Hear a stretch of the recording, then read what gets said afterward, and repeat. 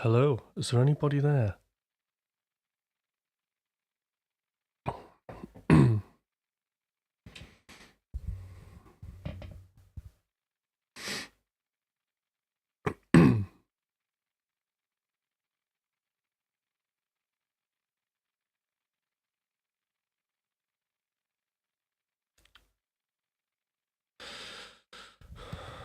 So here I am again for another live. Oh, we've got one person. Brilliant. Someone to talk to on this lonely Christmas. Stallion, hello.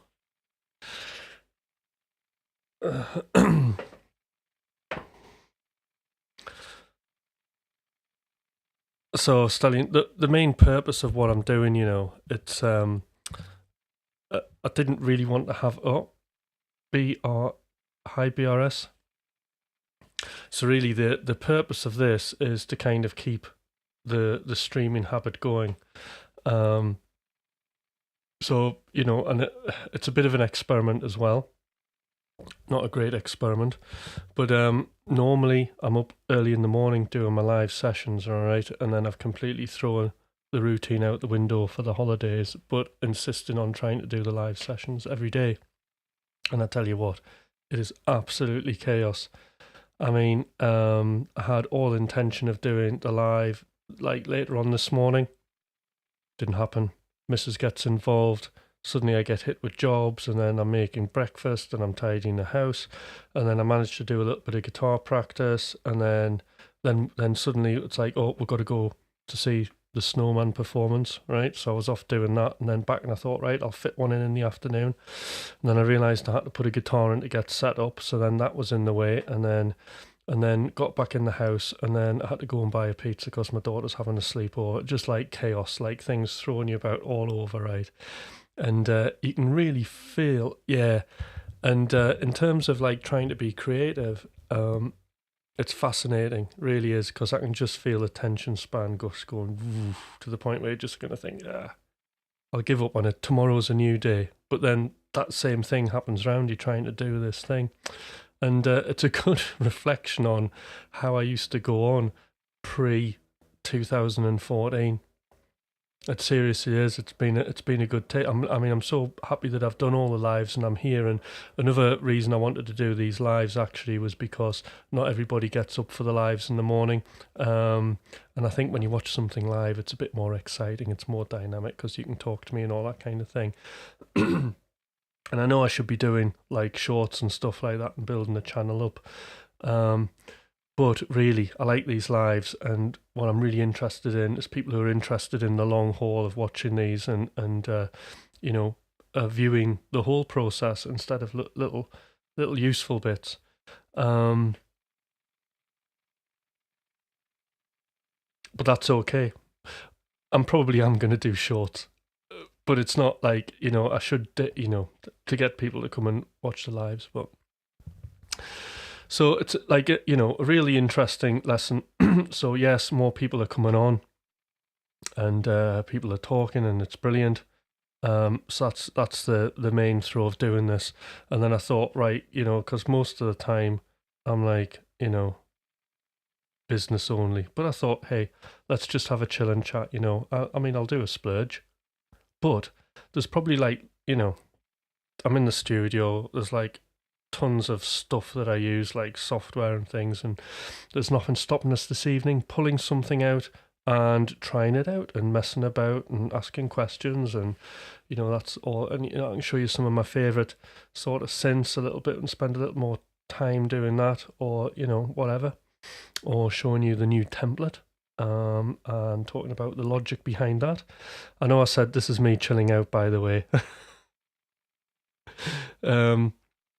But we can chat. It's cool. I'm not like, right, I need to ignore everybody and do this thing.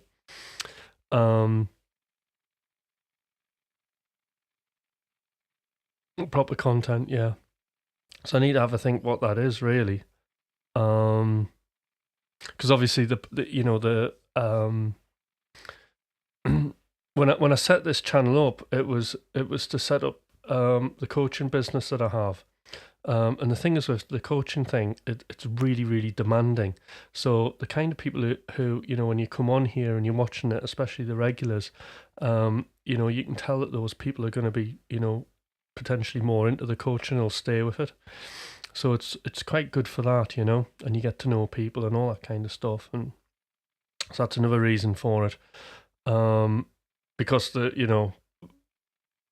because I've set this business, aside, running along this YouTube channel. It's just a great way to know people. And yes, I've got my red guitar there. Or are you talking about the red Ibanez guitar? I've got my red Ibanez guitar. It's up in the loft. The RG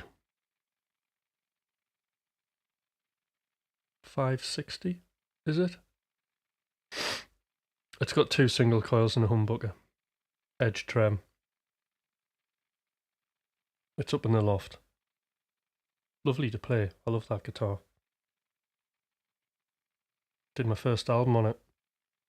First proper album, anyway. First proper shredding album.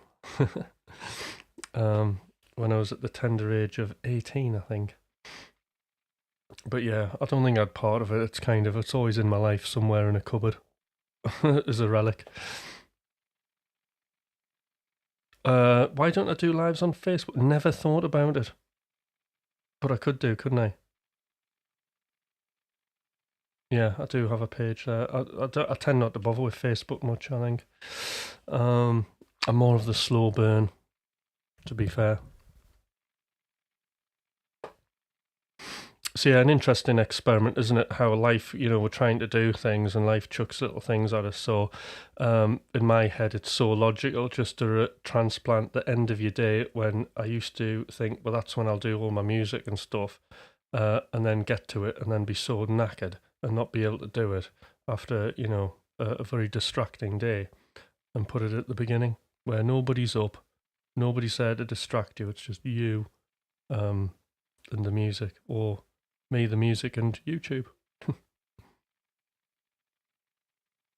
So the other thing I was thinking about is, so I myself get coached, right? So, and I'm in a group of coaches, and we get trained every week, right? So I was with my training guru coach guy, Mike Monday is called, and he went round and he was asking us, what are you all grateful for, and all this kind of thing this year. What things are you grateful for? And what I'm actually grateful for, believe it or not, is problems. And I always mention them on here, but it is definitely so I was coaching on this mastery course, and it was kind of getting written as we were doing it. And one of the things that kind of came up was we changed challenges for problems. And I don't know if everybody's heard me talk about this before, but the name of the game, the new rock and roll, is to identify a problem. It can be any problem, actually, and then simply come up for a solution for that problem. That way we make new knowledge for ourselves, and we move forward, and then apply this to music, and it really is nitrous oxide. I can guarantee it, because it got me doing lots of things that I didn't think I would, to the point where I do certain exercises in a controlled experimental environment in music to create problems, so I can solve them. Because what I want to find out things that I can work on that need work. And I remember, it wouldn't have been a year ago. It was 8 months. I did, or maybe it was more than that. Hold on. Yeah, it was it might have been round about April. Hi, Joey. Hi, Jen. Sorry if I've not said hello. So I think it must have been about just before April. And I did this exercise, and the exercise was, and it was part of another exercise, but what I remember was all the things that you do right, that you might play or things that you produce, right? I was particularly focused actually on guitar playing. So like little kind of riffs or little phrases that we do that actually we're kind of just getting embarrassed about and sick of doing, or it's like a go-to phrase and we just kind of play it. We don't mean to play it, but we just play it because it's like muscle memory. It's learned when we switch off. We regurgitate these kind of, hello, there's Polychrome. Wow. Yo, Polychrome. What an amazing company that is. All of my hopes and dreams have come true because of Polychrome. And I'm sure everybody else's will be as well. So what was I saying? Yeah, so in April, so it was like, so I did a massive inventory of all of the things that I disliked about this kind of regurgitating licks, or things that you're bored of, or things you wish you could like stop doing and do in a different way. But the thing that was interesting was approaching it from a point of view for the solution of how you could use those problems, those regurgitated things, as a potential solution.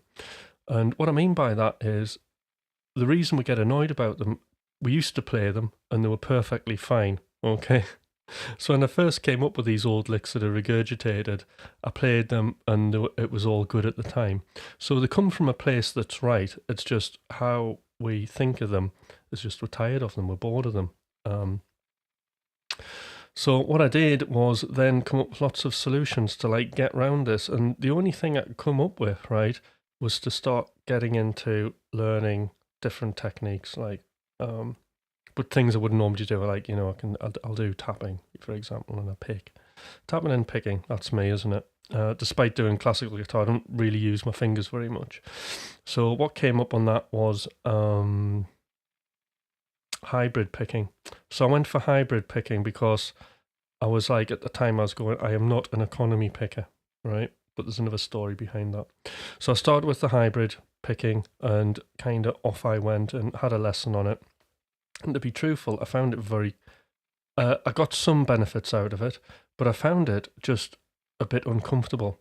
So then I ended up just kind of back to the way I was with a little bit of hybrid picking for certain things, like usually like string skips, wide interval stuff, but sort of close together string stuff, not really doing that. And I really, really wanted it to work, but I couldn't get it to work. And part that really wanted it to work was that I wanted to use it on, I wanted to be able to play all my legato licks, right? Which I could do potentially with hybrid picking on an acoustic guitar, but just, you know, oh, thank you, VR. Right.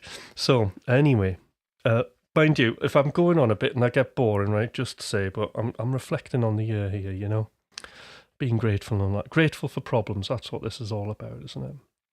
So anyway, hi Max. So anyway, where was I? So hybrid picking didn't work out. I got a few little benefits. I did actually record a few solos using bits of hybrid picking. And in fact, one of my solo album tracks I haven't released has quite a bit of it on there, believe it or not. But I just like not feeling comfortable with it. So I was a little bit kind of, I don't want to say disappointed about myself. I don't want to, you know, but it just wasn't where I wanted it to be.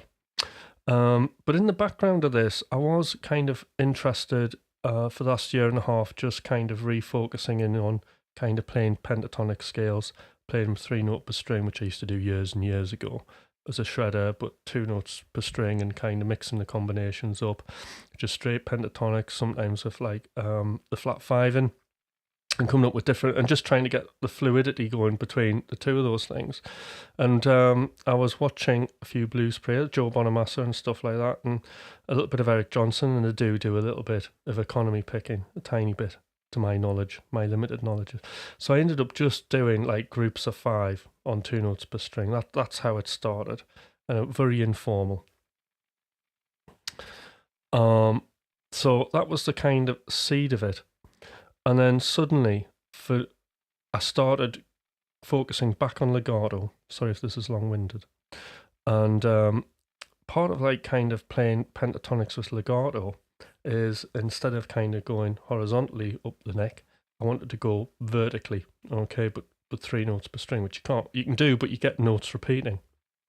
But I wanted a way of not to do it that way and do a clear run.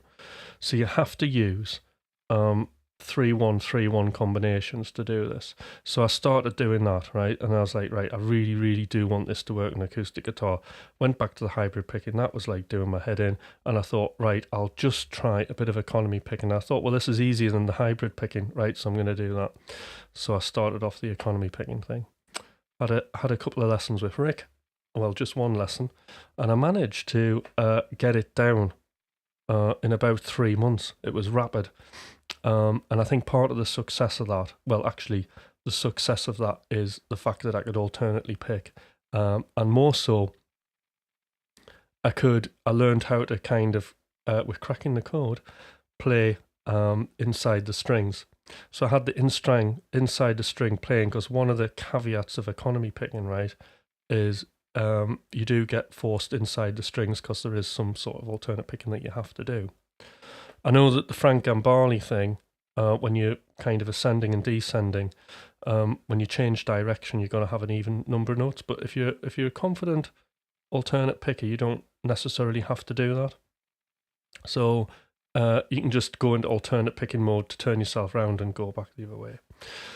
And that's what I did, and I worked on it, and it was just a brilliant journey, and it really took me back to really being challenged on the guitar, to be honest. Which was very interesting. So here I was. So my first introduction to economy picking was Frank Gambale's REH video way back in the day, right? That must be late 80s, all right? And there I was. And I decided, okay, I'm gonna try it, and I put it on, and actually it was the fact that you needed, and my limited understanding anyway, you know, because I was very, very young. I didn't want to get into this having to figure out even numbers when I'm improvising to turn something round, and I was just like, oh, that's doing my head in, I can't do it. And I just went back to Paul Gilbert. And not Yngwie, Vinnie Moore, and then later Richie Kotzen were my kind of really young sort of heroes. But now, because I realised, okay, with Rick Graham, I'm watching him, like he's not doing that. It's like he's just kind of switching into alternate pick, and I thought that's what I need to do. And then with that 5-1, made it more fluid. And then because I could get it on acoustic guitar, I could play it all day long at work, and I just kind of built a whole practice regime, hardcore, every day doing this thing, economy picking, relearning all the pentatonic scales, all that kind of stuff.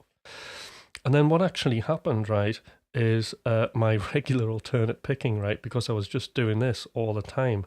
Whilst I was learning economy picking, the alternate picking, to me, I perceived as getting damaged, unlearned. And then I realised the bouncing hand motion was back, and then really, really panicked. And at that point, I was at this very scary point where I'd invested so much time into economy picking, was that part of my brain was going, you're going to end up an average economy picker, stop now and go back to your alternate picking before it's too late. And luckily for me, I pushed through that doubt. And that was a really important lesson to me. I pushed through it, and I quickly worked out, rather than panic and listen to the critical voice which we have, because that's an interesting thing, that critical voice that's there that tells us not to do things. Well, I mean, at the end of the day, it wouldn't necessarily be at the end of the world, but that voice, actually, it's like the old brain kicking in. It's the part of our brain that's trying to protect us, and it's trying to protect me from wasting time and all this kind of stuff, right? But I pushed through it, and I managed to quickly just locate the problem with the picking, alternate picking, which was this bouncing hand motion, and which I haven't experienced for a very, very long time. You know, like it's like back in the day, you'd start playing, and then you get a bit like, you'd realise your hands started bouncing on a difficult bit, and then you get really nervous and it gets worse, and then you just like, that's it, you just like play like shit. That was coming back, and I thought, oh no, I don't want to go back there. But I managed to locate the problem, okay, and then come up with some very simple exercises to snap it back into shape. And that's what I did. And I'm really pleased. So, and I've just done actually my first solo, which will be on the McRocklin Hutch album. The debut for economy picking. And it's brilliant because, it allows me, what its advantage was, it's allowing me to play different combinations of notes, which I couldn't do with alternate picking. Saying that, Thomas alternately picks, and he does an absolutely amazing job, right, of playing 3 notes, 1 note, 2 notes, like really odd combinations of stuff, right? And he's got this excellent muscle memory, which I just I haven't got it. But with this allows me to do that a lot easier, and I can play just wild combinations of notes on strings, crossing strings. It's amazing. So it's been a real lifesaver. And the other thing that I found out about economy picking was, I was in I'll sound like a blur, I'll lose definition with it. But none of these things are true, because there are sub techniques in economy picking which you use that get you around that. So it's things like, I don't know if anybody's come across pick planting. You've got pick planting you can use, which is just learning to use rest strokes of a plectrum. You're just kind of keeping the pick very close to the strings. And then you've got what's the other one? Oh god, I forgot. Disperse. What is it? Pick dispersal, where basically what you're doing is you can hold the pick really slack, but it's a way that you just push through the string as you're planting, and that can you can really dig in hard with the strings, so you can really get a lot of attack. And the planting's great, because what planting does, whether you're economy or alternate picking, I mean, look this up, there's a few things on it, not that many people talk about it, although I'm sounding like a clip, but it's true. The thing about the planting technique, it makes it's more percussive and shorter. So you get a lot more definition when you're using a technique like economy picking. So there we go. And there is an example of problems. So the thing I'm grateful for is this process of solving problems. And the way it goes is, every time I do a session, every time I do a morning session, usually what I do, if I'm not under too much pressure, 5 minutes, I always write down wins, what went well. And there's been plenty of research and education done on this. And when I coach people, I always do wins with them, and that's because it's something, you're starting with something positive, and it opens your brain up to learning. You're much more open. So that's the first thing I do, and then I dive into my favorite bit, which is the problems. And I list all the problems down, everything, and it's a free write, so I just let it all go out. I'm a real fan of yeah. Hold on.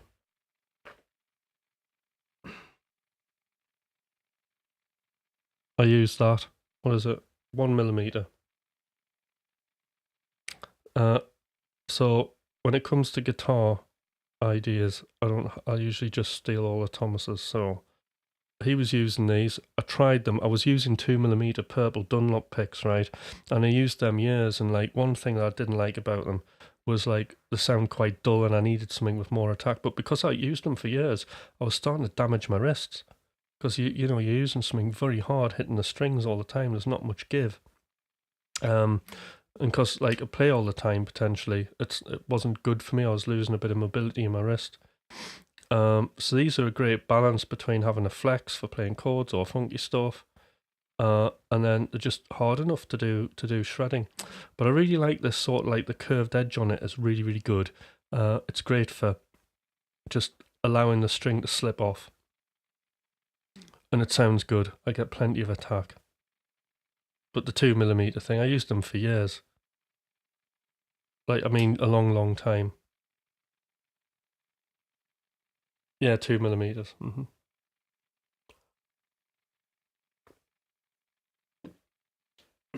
But they're angled at a 45 degree. Well, so are these actually. These have got an angle. So, I can cut at that 45 degree, which is probably about the sharpest I'll cut at the strings. So yeah, an excellent pick. So that's what I'm using now.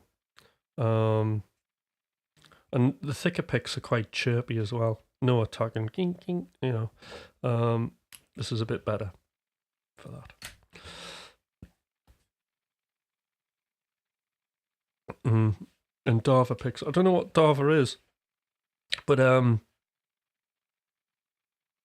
don't know if this is right or wrong, but I wouldn't particularly want to use a combination of picks as a regular thing, because, you know, it's like, as far as I'm concerned, when I'm learning all these techniques and stuff, it's like there's a bit of precision engineering going on, isn't it? And I think like a couple of millimeters here, there, or a fraction of a millimeter would knock me out. And then getting used to one thing and then going back to the other, I don't want to do that. I just want to. I mean, one of my issues was playing an acoustic guitar and like having it, you know, really heavy strings on it, and then going onto an electric guitar was just like recalibrating myself was awful. So I just got the lightest strings I could on the acoustic. I think these wear quite quick as well, but I'm not bothered. I'll just, you know, it's not like expensive like fuel, is it? It's like driving a car. So that was my gratitude story. Gratitude, as it's, you know, coming up to a new year. Why not? Problems. Problems are the new rock and roll. Exchanging your shit problems for better problems.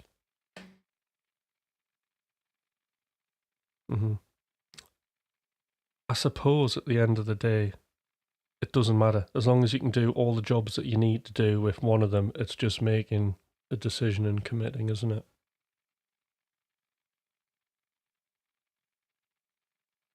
And this is another thing, you know, like making decisions is hard in music, isn't it? It's like we're subject to, if we're writing music, just, you know, because writing a piece of music, recording a piece of music, mixing a piece of music is it's thousands of decisions, isn't it, that's going on. And you've got, like in this day and age, because we're so like feature rich with like software, you know, all the plugins that we use, it's like a real head mess. So you just, at the end of the day, if you don't know, just pick one and go with it, and it'll be fine. I can guarantee it.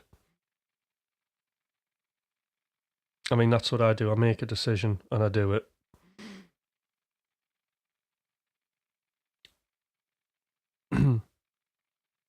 Right, Stallion. I've never had open back headphones. Are they any good for production? No voice, live instrument recording. Right, okay, well, I've got a good answer to this one. Open back headphones are really good. I've just sold, though, my HD 600s, Sennheiser HD 600s, which were absolutely great, and I loved them. And I did a lot of, like, all of my dance stuff, like, early on was all done on that, like, loads of tracks. Now, what was I going to say? Oh yeah, headphones. So they were great for mixing. Highly recommend them. HD 600s. They are very expensive, and this is the thing, to get headphones that you can mix on. It seems to be that you've got to spend a bit of money on them. Saying that, you know, you could get cheaper headphones and get used to them and probably get good results. Now, today I've just bought a new set of headphones. So I've bought, I was using the QC35s, okay. My daughter needed some headphones. She was nicking my QC35s, so I've given her those, and I've bought a new set of slightly upgraded QC45s. I mean, they do sound a lot more better actually and clearer, and these ones fit my head really well. And I've just literally got them about just before this stream actually. And I've got them on, and they sound great. Now, the reason I bought noise-cancelling headphones and QC35s, a few years ago, well, probably about 5 years ago, I wanted to really learn it's like daft actually because I didn't need to do this, right? But anyway, I went to a guy called Bass Clef, right? It was a big sort of EDM, and it'll be when I was doing future bass, right? So I needed to just know how you mix this stuff, right? And I had a few issues, so I did a load of sessions with him, and he was using these. I think he was using the HD 600s. But he switched to using these Bose, and he got a good tip on it. Now, the great thing about these is I can mix a track anywhere, and not so much now, but at the time, like I was running my daughter about, like, so she'd have like ballet class, she'd have like this thing called Explore Learning, which was like extra maths and English and all this stuff, activity stuff. And it was a real time hog, and I was kind of tasked with taking her to all these things, and I had to learn. I had to find a way to do music, because while she was doing an activity, it meant I had an hour to do something in, which was just golden. That was just great. And this is probably why, one of the reasons I did a lot of music, because I was doing this. And so I'd take the laptop and I'd take these headphones, and you could be sitting in a noisy room somewhere, switch the noise cancelling on, and you're in an environment, you're in a really good acoustically sound environment to do your music. There's one little tip though with this, and this is the secret, which actually I haven't got switched on at the minute. When you get a set of headphones, whatever they are, whatever you choose, I would get something that's on this list. Right, so, and what this is, well, as you can see, this is Sound ID reference, and I've got at the minute the QC35s. I'll change that to the 45s at a bit. But what this is this is just headphone correction. So when you're mixing a track, as I'm sure you all know, ideally you're wanting your frequency response in your speakers or in your headphones to be flat. Okay. Now the idea behind this is if you can get it to sound good on that system, it'll translate to other systems like the car, whatever. Yeah. So that's all that does. So that just kind of flattens out the frequency response.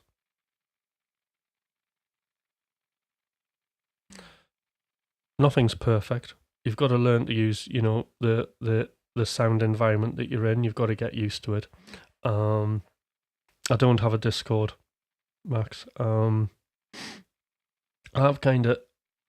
Oh, there's the private dating chat girls. Right, they've got to go. Oh, come on. Barn.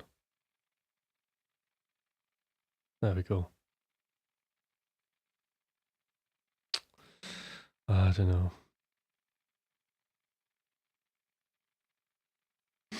Moving on. Trolls, I know.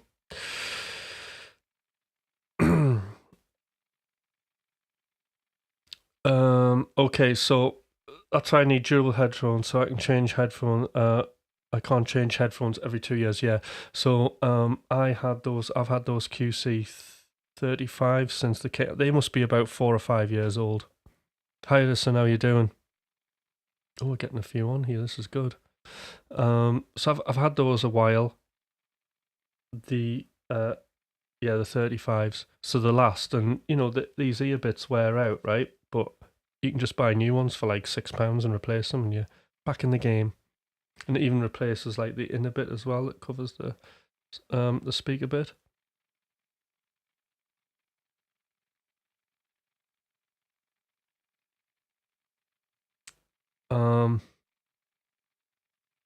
So yes. What was I saying? So hi Des.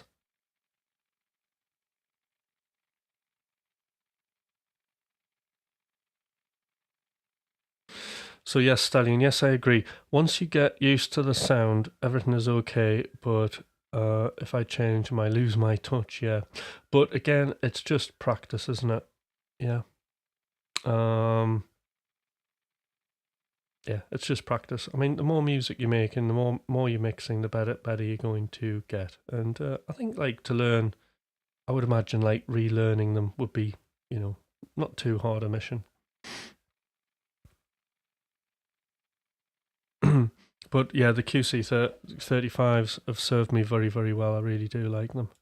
And it's great just to be able to, I'm going off. I think I'm going to be away for a few days with the family, and so I'll be taking them and be doing my mixing whilst I'm away, which is just brilliant.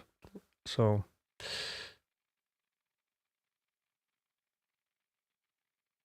yeah, I'm very clumsy. I brought my headphones by now. I was eyeing the focal ones, and they seem hard to break. Yeah.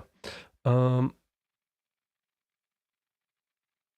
reviews were not great. Again, if you get used to them, I mean, like, yeah. I mean, I'd have to read the reviews.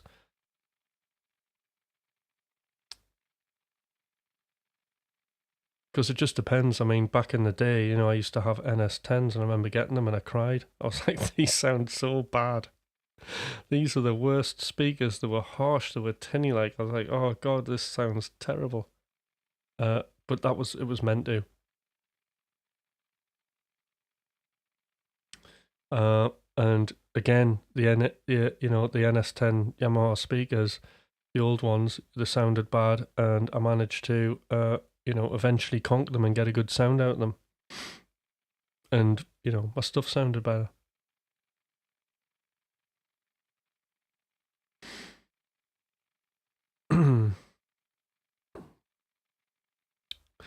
Yeah.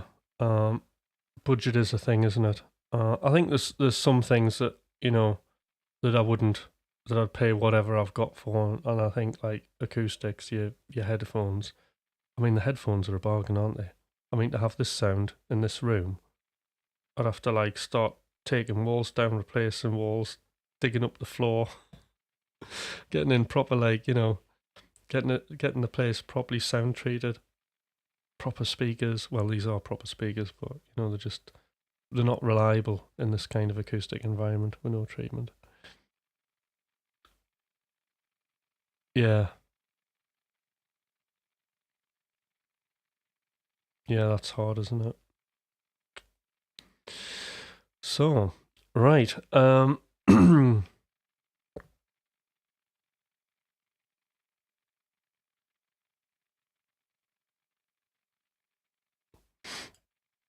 So today, what I thought I'd do is just grab a synth that I think's interesting, and at the minute I'm really liking the Juno 60, and see what I can do with it. So I think this year there's been a couple of things that well, there's been a few plugins that I absolutely think are totally like game changers. And one of them is this EXO by XLN Audio, and I really, really like this. Most of you probably see me using it, but very briefly, basically, we're looking at a really colourful cloud. We're looking at the universe. In fact, what we're looking at is all of the single shots on my hard drive, all the single shot samples, so all the drums are on here. And what this plugin does is it scans your drive and then it catalogues everything into these colours. And what these colours mean are like red is kick drums. And it kind of works at the more kind of clickier, shorter kick drums up at the top. Bigger, longer ones are down at the bottom. So it's really easy to have access to everything and quickly find things. Blues, all your snares, purples, toms, kind of oranges, percussion, hi-hats, shakers, crashes, just weird stuff in blue.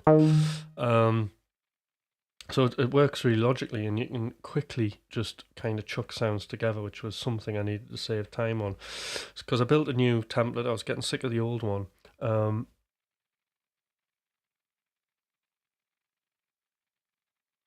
Last minute shopping has begun. Go for it, Max. Good luck with that. XLN Addictive Drums is good, and it's also in this template. And I'll come to that in a minute, because I'll just go through the template. Bit of a show and tell for everybody, eh? So it's just a great way to kind of look at your library, and then you've got like 8. You can pick 8 sounds. Now working in limitations is great, and you can sequence your stuff here. So I made, and one real good thing about this drum plugin is you don't have to open it up in your DAW. You can just actually, it works standalone. So if you've got like a minute or something, you're waiting for the missus to quickly get ready before you go out shopping, and you got like 5 minutes. It's ideal for just quickly making a drum beat up. So I did something today. Where is it? Non-place. There's another interesting story. One of my nerdy stories. Non-place. So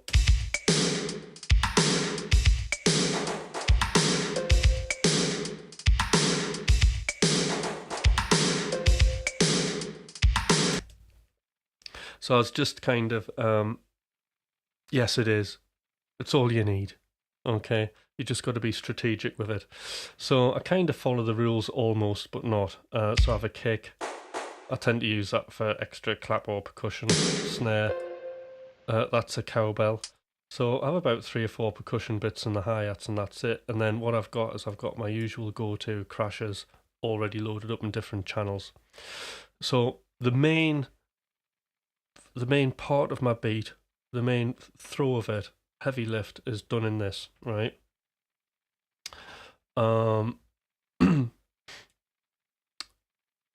And then what actually happens, I go in this template. So the way I've got it is you've got multiple outs.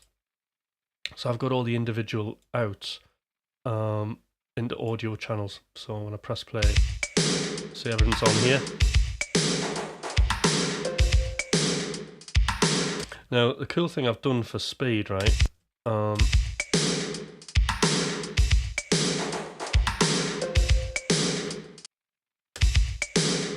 Is I've got like an EQ, so I can quickly do like low pass, high pass filtering, nice and easy.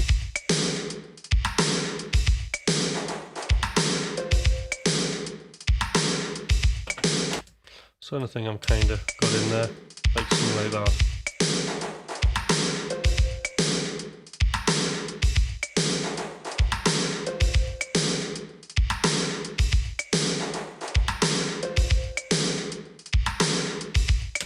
I mean, the Ableton EQ is perfectly fine for your low pass and high pass, and just one thing you got to make sure any Ableton users there is when you right click on here, you've got the EQ set to oversampling. But that's how that drum machine works basically. I'll just pull the chat over here. So here we go. We're having a look around the virtual studio. Yeah, so it's perfect, Stallion. And limitations are good. Now, you also mentioned XLN, so I have that XLN here. Sorry, XLN Addictive Drums. And what I use this for almost like loops, so this isn't individually outputted. Addictive Drums is a very, very kind of deep plugin. And there's a lot of options and things like that, and it just sounds great out the box, and I just tend to, with the music I do, leave it at that. However, if I was doing something where it was just this drum kit, I would have it all piped out into individual channels, and using third-party plugins on it would be the way I'd go. But it is quite labor-intensive doing live drums, I think. I mean, it's a real skill mixing them. So I've never really set a table, any particular template up for this. So what I tend to do is it's sitting there on a preset. So I'll demonstrate. Okay. Don't worry, everybody. I'm drinking non-alcoholic. Right. What I'll do is, yeah. No, that's good. Limitations are brilliant, aren't they? So if I go here, right, and I can pull out like this.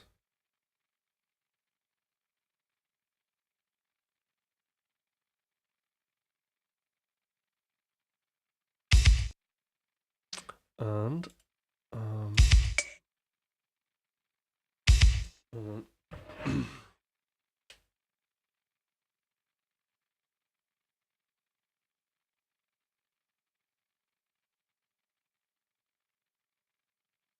Alright, I've just got to do something. Right, I've just got to send a picture.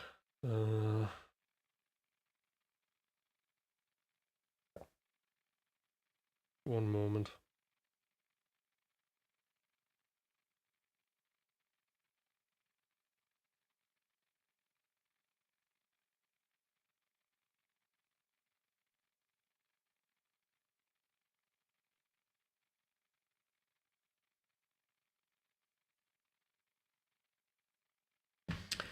Right, so what was I saying? Yeah. So what I've done is now I've made that drum beat, right? I'll just drag it into here, so we've got it in MIDI, and then I'm just going to pop it over onto these live drums, and then I've got this set on some kind of weird indie tape saturated live drums, yeah.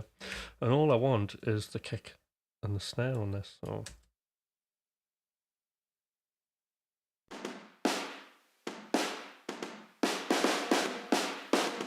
And what I tend to do is just use that like an overhead, but for electronic drums. If I play it together.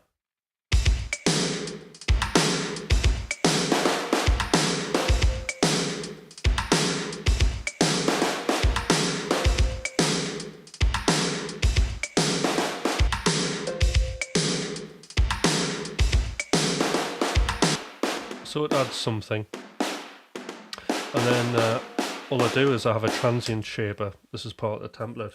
And what that allows me to do is either gate or sustain the drums. So if we listen to this, one of the two things.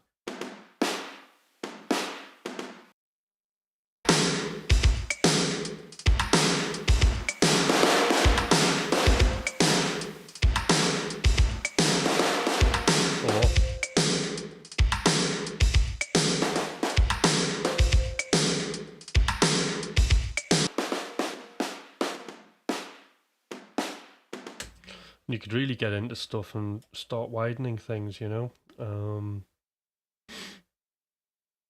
What have I got that's good? Let's try something like here's another great plugin, right? So this is Greenhouse, and it's great for widening things.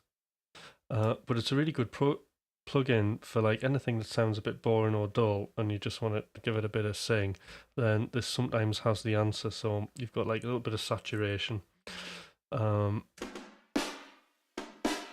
Take the chorus off.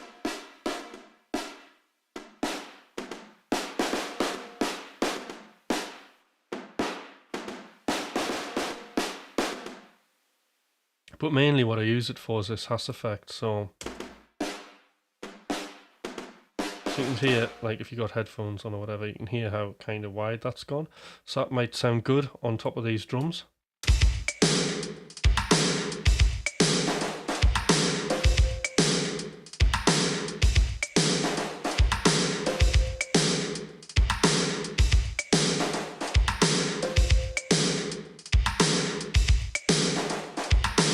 So there you go.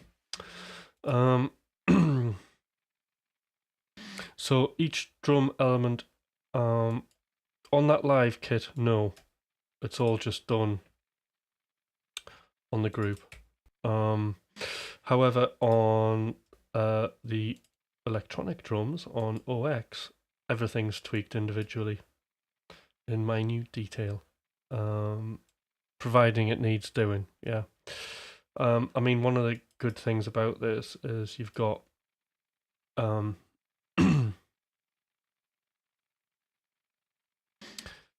the envelope on it for the amp is, you know, when you're boosting things on this, when you're turning up the attack, it's almost like a transient designer, which is great. So there you go. So that's been like one of my main sort of game-changing things that I use. Another thing that I really like, so I'll just switch those drums off.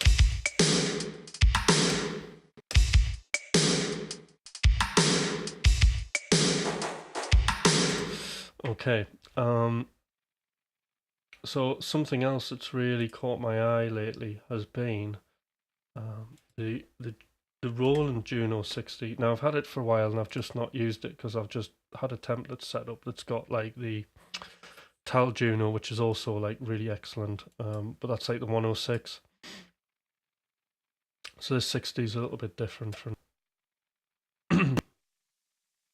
It's a bit more grungy. And the good thing is you can resize it now.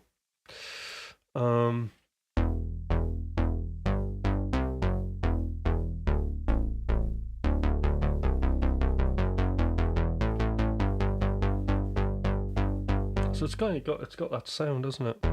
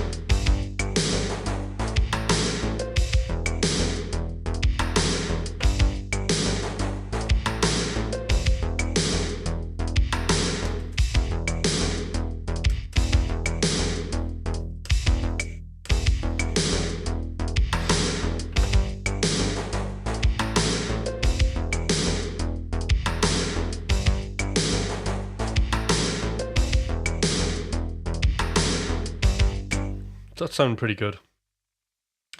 Another thing I really like about OX.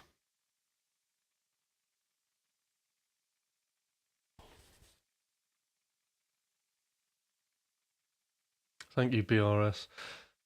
One thing I do like on BRS, so these drums that I've got, just to keep them all the sort of same sound, it's got a great search engine. Watch this. If I select none, right, that's cleared all of my samples. So it's not looking at any of the sample libraries that I've got. And then all I do is I pick what I'm interested in. So, oops, sorry, it's the beer. Right. What I really like at the moment is Vaporwave. And there's a reason for this.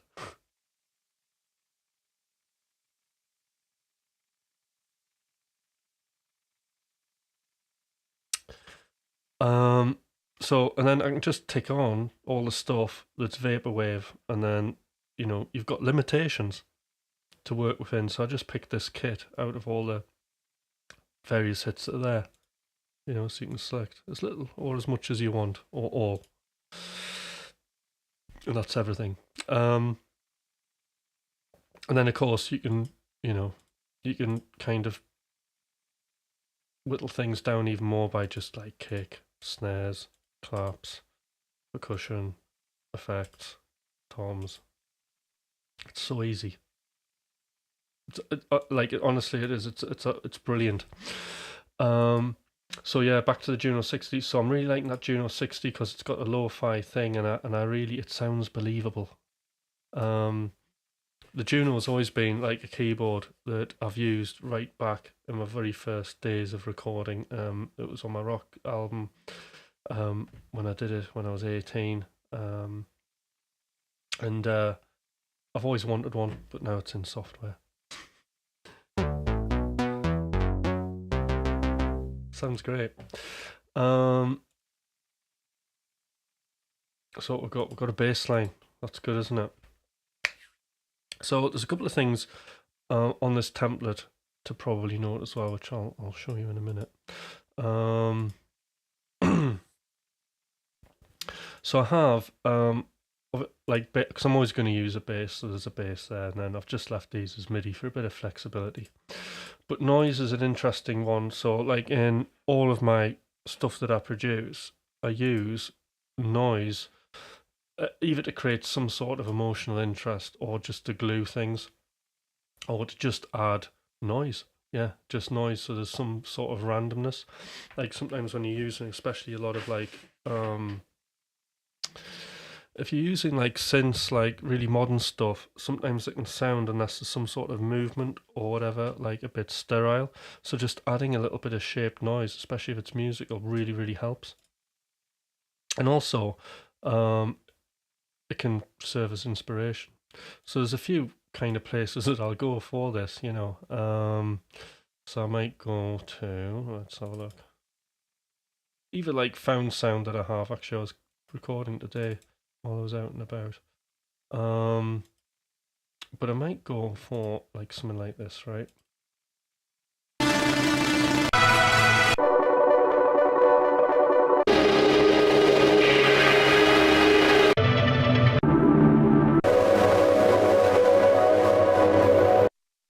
That, right?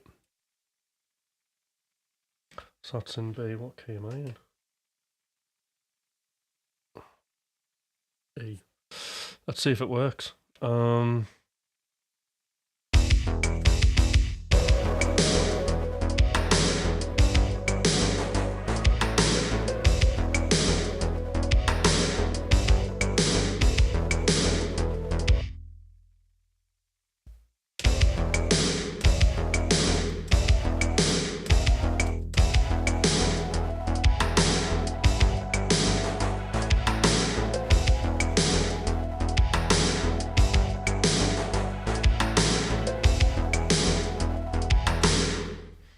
Not the greatest example. Let's try something else.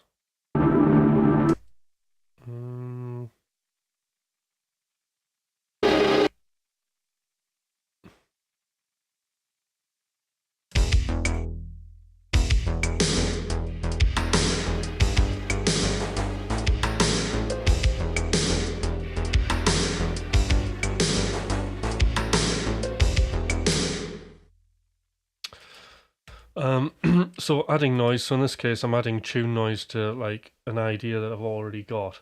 But sometimes it might be just, well, usually what I'll do is I'll start with the noise and then write something to that.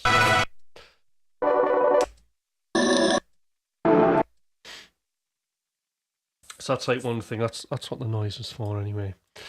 What other things do I have that I think are really good? If I just want to find new things quickly, one thing using on the streams is Serum. So there's a few like basically synthwave, vaporwave type sounds that I really, really like. So the vaporwave stuff's really good for like background stuff.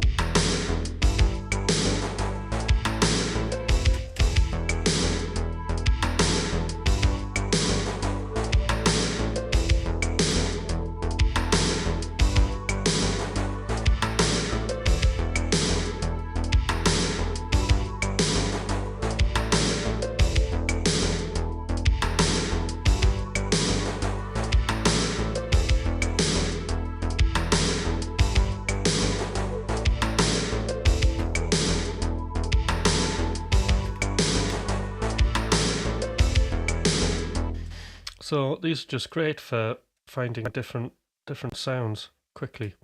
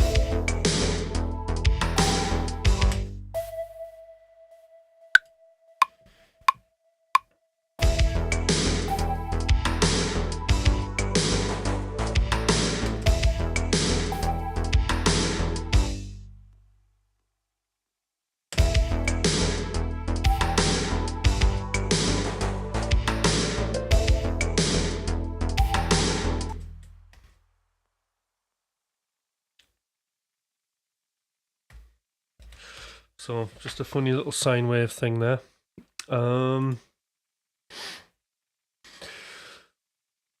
Yeah, so interesting enough, PRS, I don't tend to use the reverb on synth, so let's have a look at that now. So I'll tend to switch off all the spatial stuff, unless it's a real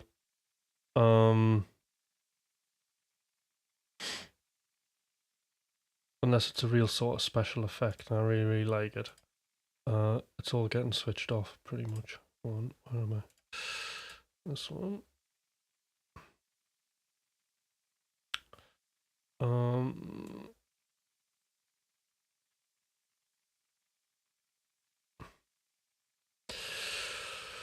So there's a few things I really like. So here's the dry sound. Now I've got a few things. So I've got the first one. So these are all the sends and returns, right? The auxiliaries. So C is the long synth reverb. I should do the right one.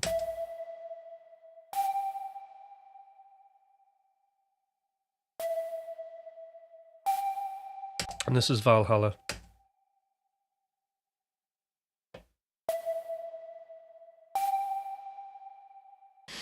And then I've got a couple of different delays set up. I've got a quarter note and then an eighth note that's like an eighth note and an eighth note dotted on a ping pong.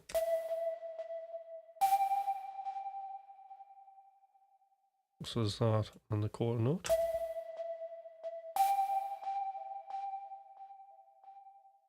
So let's give that a go.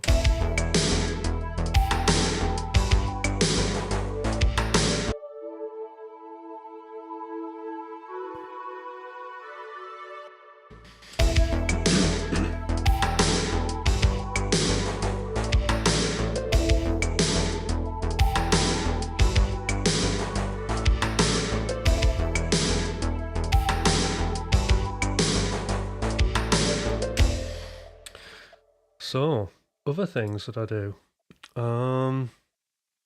Yeah. So, one other thing that I like to do with tracks is, you know, sometimes they need a thing, something that's gonna make it sound odd, weird, like it's gonna kind of get people's interest. And one thing I really like to use, well, two things. The first one,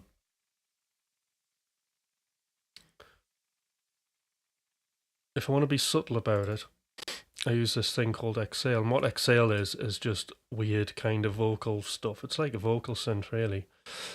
You've got notes you can play like an instrument, there's loops, and there are slices, and you can just flick it to whatever key you're in. So I think we're in E minor.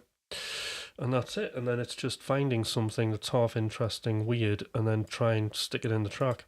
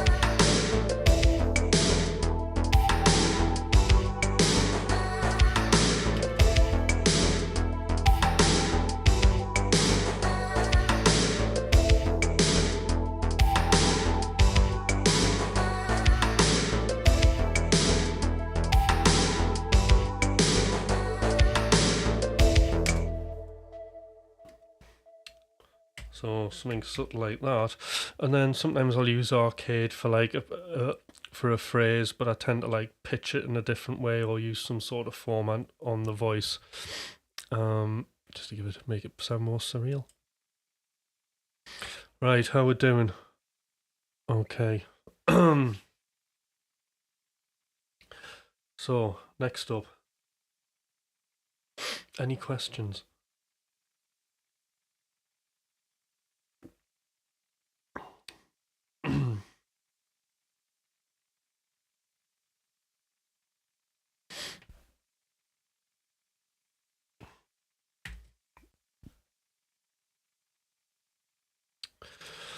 So other things that I'll have, interesting effects that I have on the auxiliaries here. We can do this on the voice, so I'll just see what we've got here. Let's just try it.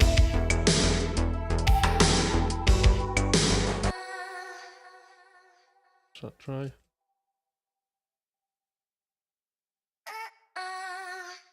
Right, so that's kind of dry, all right.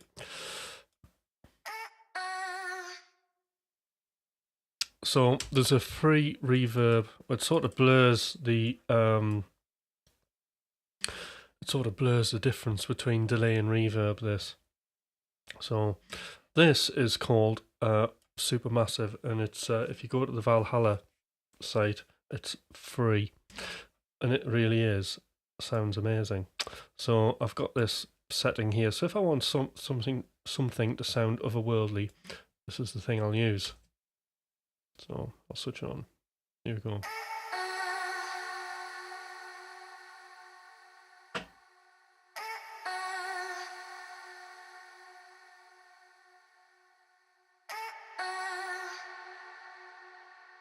So I'm just taking the high end off the reverb there.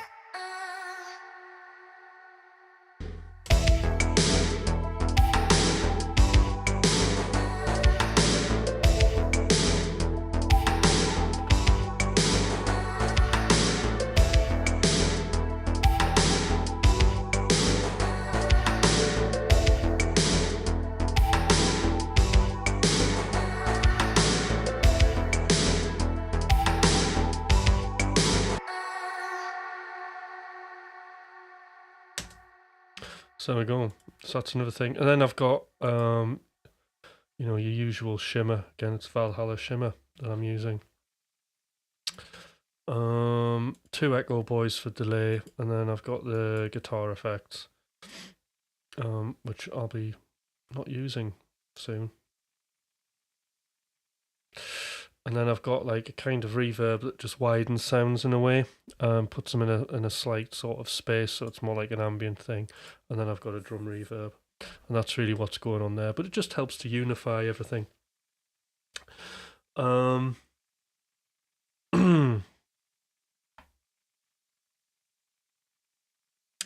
So another thing that's cool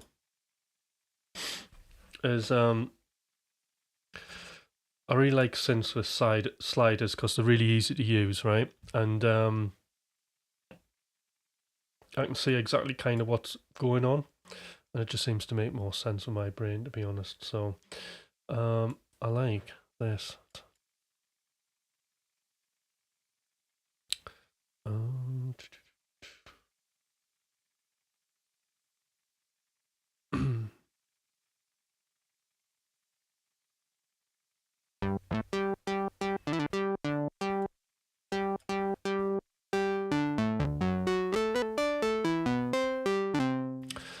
So this is great for doing sort of like fast percussive type leads. That's what I tend to use it for. Like anything that's like, you know, your typical synthwave or arpeggio, then this is what I go to.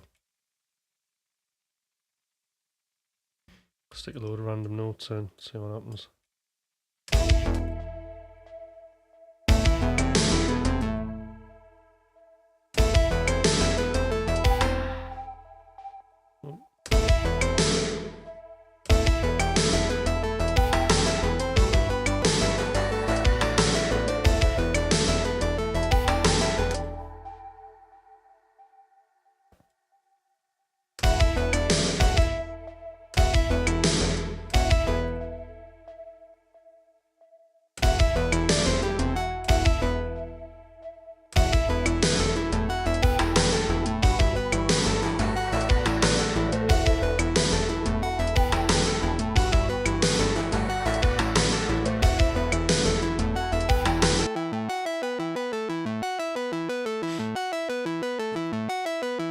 And this is great because you can just get a sound like that, dead basic, and massage it into place.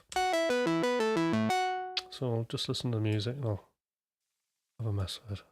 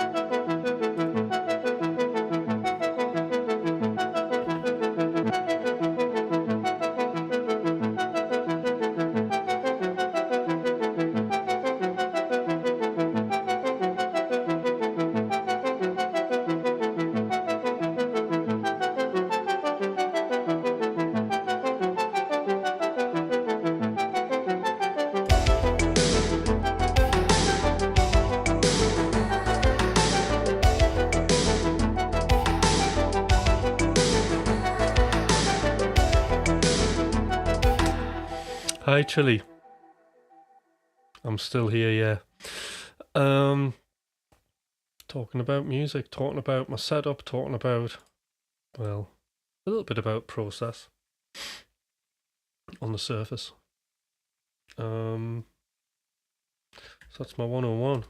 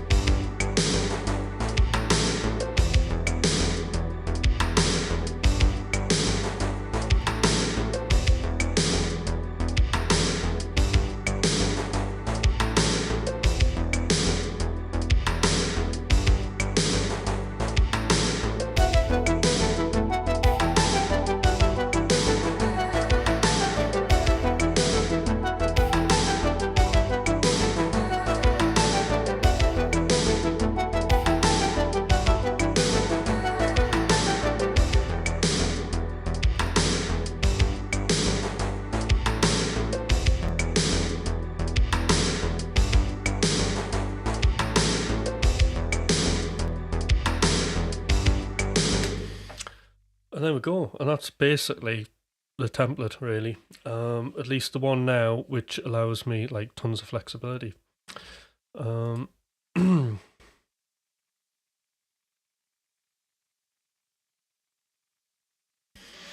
Would cropping the sample make any difference? Right. Okay, so Stallion, part of the process is this something I might go in and explore this sample further. Because I'm kind of just splurging, which is just chucking a load of stuff together and hoping for the best. I'm not really that bothered about editing because one thing you don't want to do when you're in the first stages of the creative process, well, it's a few things, is you don't want to be moving, improving, or moving, improving, or removing. So those are three things, because what that means is you're allowing the editor to come into the session. You want your session to be completely insightful. So you have to be sort of like careful with anything that you're editing at this stage. So cropping the sample in terms of saving memory, I might change my mind later. I might want to move this along and see if there's possibly a different loop or whatever. So I'm just keeping everything open, because at the end of the day, all I'm doing is just trying to make a piece of music so I can have an opinion on it later. I don't really have any particular future plans for this other than I'm kind of making the music.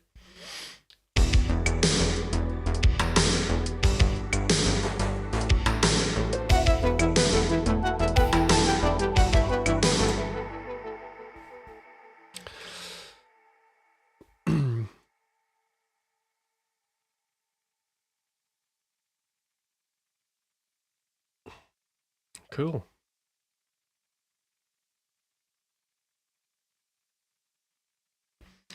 So there we go. A few, it's a little bit of a look in, isn't it? So I've got a little bit more time to go. If anybody wants to chat about anything. I see, right, so I see, so if I got it right, you might crop the sample when you decide which section you use. Yeah. I mean, at the minute, it's fitting and it's doing what it's supposed to be doing, so I'm not that bothered. The only other thing that I might do, well, is so that sample, that noise there. All right.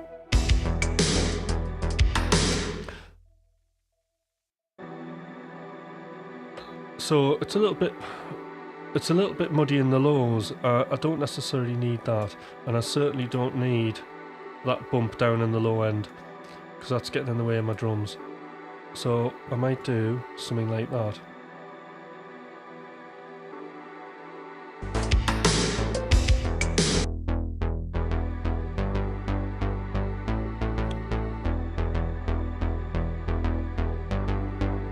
See, there's a bit of...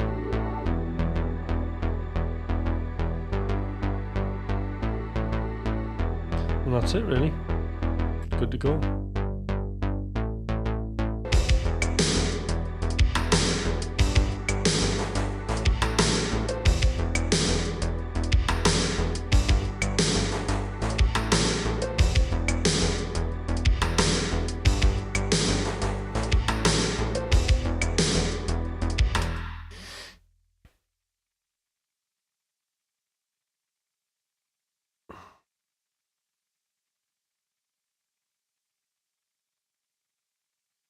All right, Thomas is back.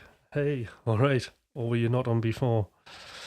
No, that was yesterday, wasn't it? Excellent. So, any questions? If not, I'm going to head off.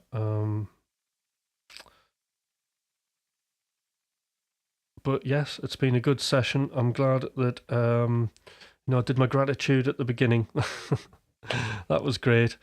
Being able to chat about the template and the creative process a little bit, which I always love doing, and had a look at a few plugins. So tomorrow is Christmas Eve, so who knows what may happen. I might do a little one during the day. But it's been, as I said, it's been an interesting thing trying to fit this in without a plan. Thank you, Mike. Thank you, BRS. So that's it. And I think the next sort of session that I've got planned, which I've had a few thoughts about music and emotion, and you know how we look at like modes and all that kind of stuff. But there are other emotions that we can get to outside of that. And I was talking about this the other day, actually, in a little bit of depth. And it's actually these ideas that I've had about this have come from a specific genre, which I'm going to talk about. So that's going to be, I don't want to say too much, but that's going to be what I'm going to be talking about next. All right then. Okay, guys, I will see you maybe tomorrow. Bye.